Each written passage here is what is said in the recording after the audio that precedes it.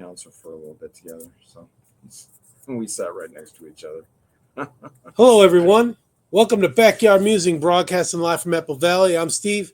And I'm Scott. Thank you for joining us today. We're just talking about church callings a little bit. And people we know. Yeah. Okay.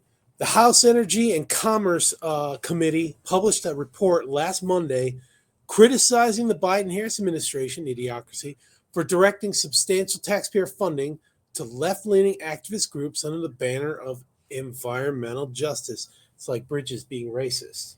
What is up with that?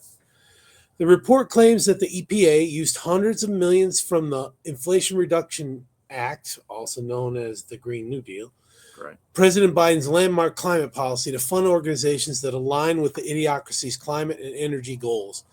Remember, Harris was the tie-breaking vote for that Green New Deal, aka IRA.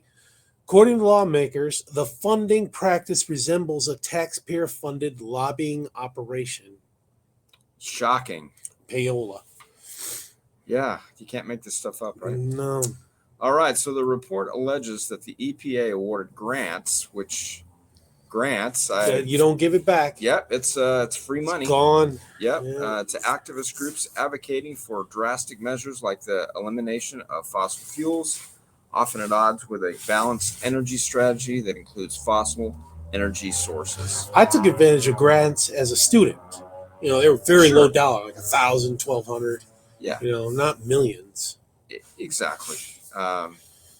It describes taxpayer funding of organizations such as the Climate Justice Alliance, which received $50 million of our money and has taken stands against fossil fuels, nuclear energy, and more recently expressed support for Palestinians in the Israeli-Hamas conflict. Now, what does that have to do with energy, right? No, it doesn't. It doesn't. So, well, fossil fuels and nuclear energy, what's left?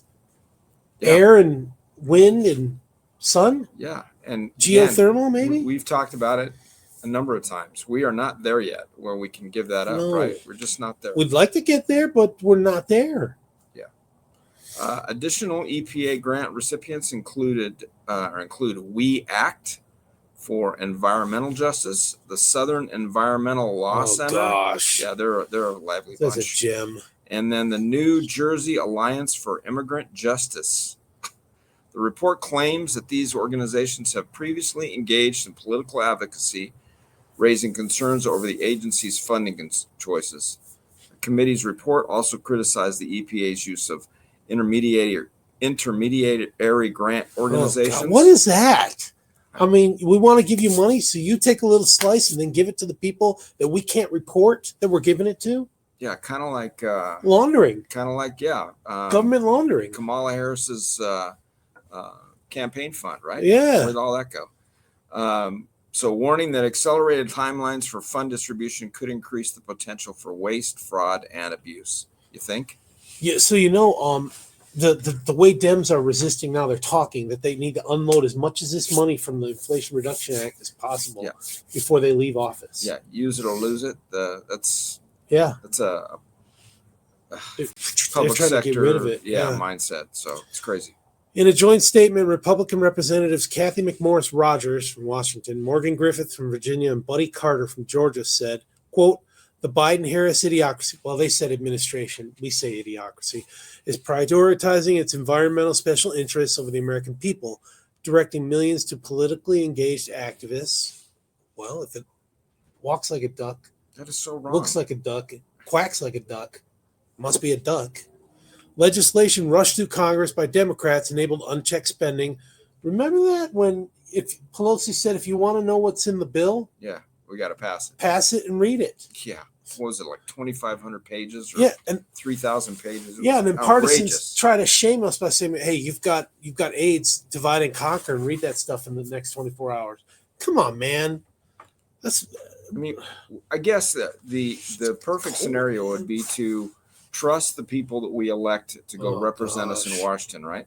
But obviously they have taken that trust and just stepped all over it. Yeah. And good point, man. And you got people like Nancy Pelosi, again, from the People's Republic of California, Adam Schiff. You're on it today, man. I love it. These people are just they're spending their your money, yours and my money, Yeah.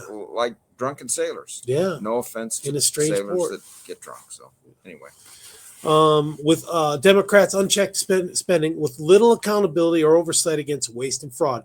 Equally troubling is how these policies align with interests benefiting China, the world's largest polluter. shocking.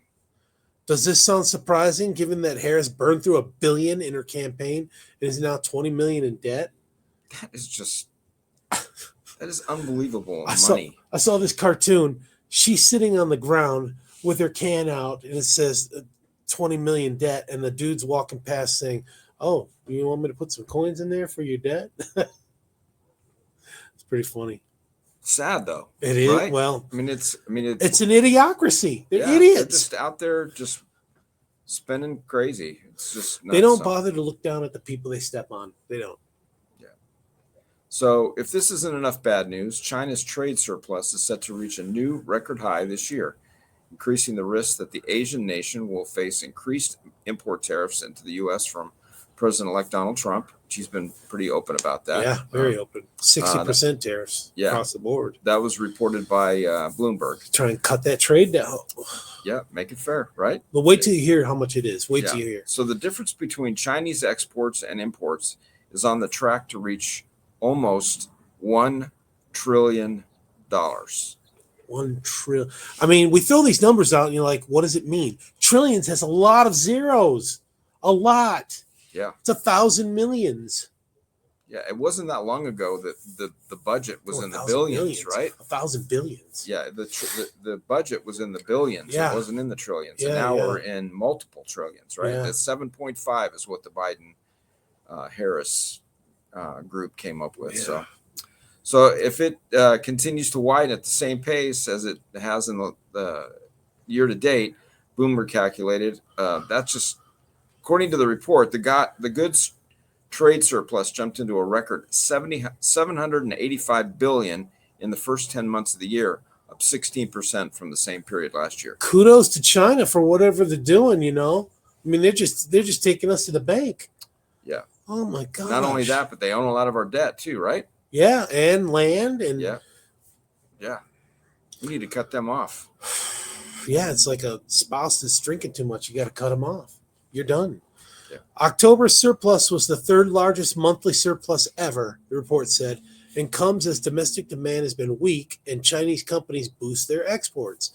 The country's slowing economy, increasing electrification, and rising replacement of foreign manufactured goods with domestic alternatives have tamped down import demand, the report said. Trump has proposed tariff policies that he said would help bring manufacturing back to the U.S. The president-elect has said he would impose tariffs as high as 60% on goods made in China, which has been especially targeted by Trump's proposals. I say, yeah, let's get America back. And yeah, that's gonna, that obviously that's gonna hurt companies that buy and sell a lot of Chinese-made goods. I mean, I can think of two companies, right? Target, Walmart. Yeah. Probably the number one and number two largest retailers in the world, maybe, I don't know, at least in the United States. Yeah. And you can't hardly look at any of their products without seeing made in China on them. So, but that's not going to hurt them. It's going to hurt the consumer, obviously, but we need it to be able to drive manufacturing back here and get jobs to Americans, get it booming. Or have China, if they want to build some factories here and make the stuff here. Okay. I mean, that's what they're doing with car companies, right? I mean, Toyota. They're buying up land. They're buying up our debt. We really want them to build, factories and I don't know. Like they've been doing. You got Toyota, you got Nissan, other foreign car companies that have invested here and they're making cars here rather than And they're our partners, Japan. Yeah, partners. Absolutely. So, I mean, I think if there's ways around it, it can be done, but I don't know. It's going to take some cracking down. Well, as long as we're putting Americans to work, so I'm all for it. When you put it that way. Yeah. Or build it in Canada.